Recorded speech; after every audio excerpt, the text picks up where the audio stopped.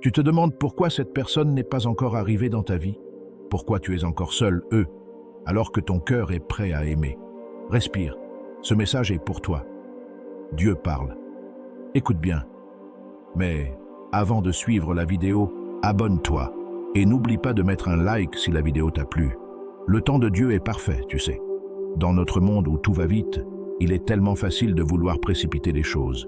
On a l'impression que si ça n'arrive pas maintenant, ça n'arrivera jamais. Mais Dieu n'est pas pressé. Ce que toi tu vois comme un retard, lui, il l'appelle préparation. Il fait toutes choses belles en son temps. Ecclésiaste 3:11. Cette phrase, on la connaît tous. Mais est-ce qu'on y croit vraiment? Est-ce qu'on croit que Dieu sait exactement quand nous donner ce que notre cœur désire?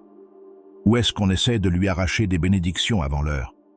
Martin Luther King disait « La foi, c'est faire le premier pas même quand on ne voit pas tout l'escalier. » Mais parfois, la foi, c'est aussi rester immobile, attendre que Dieu construise cet escalier sous tes pieds.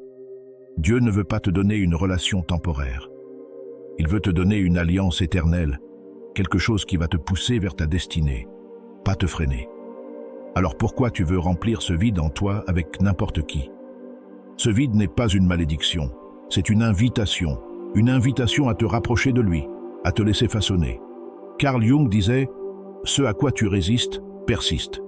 Ce que tu embrasses se transforme. » Et si tu arrêtais de résister à cette saison d'attente pour l'embrasser comme un cadeau de Dieu? Peut-être que dans ce temps d'attente, Dieu t'apprend à aimer autrement. Peut-être qu'il te montre que ton identité ne dépend pas de ta situation amoureuse. Peut-être qu'il te protège de relations toxiques dont tu ne te serais jamais sorti. Ne cours pas plus vite que Dieu. Moïse a attendu 40 ans avant de libérer un peuple. Joseph a attendu des années en prison avant de devenir roi. Jésus lui-même a attendu 30 ans avant de commencer son ministère. Si le Fils de Dieu a su attendre, pourquoi pas toi? Tu n'es pas en retard, tu es en formation. Et crois-moi, quand Dieu dit « c'est le moment », plus rien ni personne ne peut bloquer ce qu'il a préparé pour toi. Dieu ne donne pas des miettes à ses enfants. Arrête de croire que tu dois mendier l'amour. Tu es un fils, une fille du roi des rois. Ce n'est pas dans ton ADN spirituel d'accepter des miettes émotionnelles, des relations désordonnées ou un amour sans engagement. Tu as été créé, pour plus. Dieu ne donne jamais par hasard. Il ne lance pas des bénédictions au hasard comme on jette des miettes de pain aux pigeons. Il planifie, il choisit, il prépare. Et surtout, il t'aime trop pour te donner quelque chose qui va te détourner de ton appel. Je connais les projets que j'ai formés sur vous, dit l'Éternel, projets de paix et non de malheur, afin de vous donner un avenir et de l'espérance. Jérémie 29:11. Pourquoi te contenter de quelqu'un qui ne prie pas avec toi, qui ne croit pas en ton appel, qui te diminue au lieu de t'élever? Ce genre de relation ne vient pas du ciel. Elle ne fait qu'alimenter tes insécurités et retarder ta destinée. L'attirance, ce n'est pas une confirmation divine. L'affection passagère, ce n'est pas une alliance éternelle. N'accepte jamais moins que ce que tu donnerais à ton propre enfant. Cette phrase, simple mais vraie, nous rappelle que si tu avais un fils ou une fille, tu lui dirais d'attendre quelqu'un de bon, de fidèle, d'aligné avec Dieu. Alors pourquoi ne pas te donner ce même conseil? Carl Jung disait « Ce à quoi tu t'identifies te contrôle. Si tu crois que tu ne mérites pas mieux, tu resteras attaché à ce qui est en dessous de toi. Dieu n'envoie jamais une personne par erreur. Quand c'est le bon choix, il y aura une paix profonde, une clarté spirituelle, une confirmation dans la prière, une vision partagée. Tu n'auras pas à convaincre, à forcer, à souffrir pour que ça tienne. La confirmation du ciel ne viendra pas avec la confusion. Elle viendra avec la paix. Dieu n'est pas un Dieu de désordre, mais de paix. 1 Corinthiens 14:33. Alors lève les yeux. Ce que Dieu prépare pour toi ne ressemblera pas aux anciennes douleurs. Ce ne sera pas une lutte constante. Ce sera une grâce fluide. Parce que Dieu ne donne pas des miettes à ceux qu'il aime. Et il t'aime énormément. Ne laisse pas la pression du monde t'aveugler. Dans un monde où tout le monde semble courir après l'amour, la réussite, le mariage, il est facile de se sentir en retard. Tu regardes autour de toi et tu vois tes amis se fiancer, tes collègues fonder une famille, ta famille te poser les fameuses questions. Et toi, c'est pour quand? Et peu à peu, cette pression sociale s'infiltre dans ton cœur comme un poison silencieux. Ce n'est pas parce que tout le monde avance dans une direction que cette direction est bonne pour toi. Dieu n'a pas de calendrier universel. Il a un chemin unique, personnalisé, taillé sur mesure pour ta destinée. Car mes pensées ne sont pas vos pensées, et vos voies ne sont pas mes voies, dit l'Éternel. Ésaïe 55, 8. Ne laisse jamais la peur de rester seul te pousser dans les bras de la mauvaise personne. L'ennemi sait que la solitude mal gérée peut devenir un piège. Il l'utilise pour t'embrouiller, pour te faire croire que tu dois te caser à tout prix. Mais l'amour vrai ne se précipite pas. Il ne naît pas dans l'anxiété. Il se construit dans la paix. L'amour est patient, il est plein de bonté. 1 Corinthiens 13, 4. Ce verset n'est pas juste une belle phrase pour les mariages. C'est une boussole spirituelle.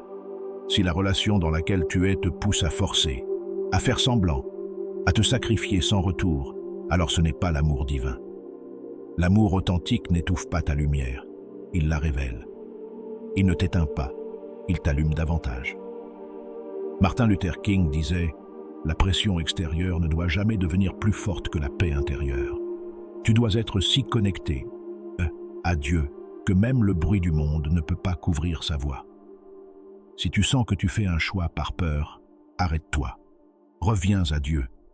Il ne veut pas que tu sois avec quelqu'un pour faire plaisir à tes parents, à la société ou à ton horloge biologique.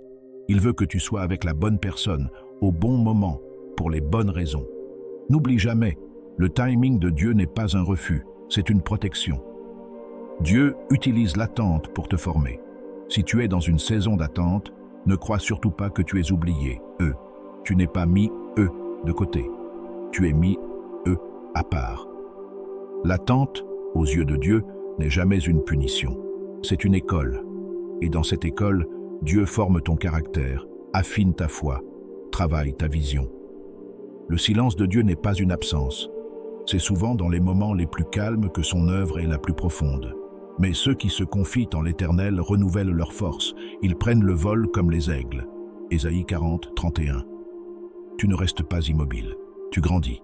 Tu deviens plus fort, plus sage, plus profond.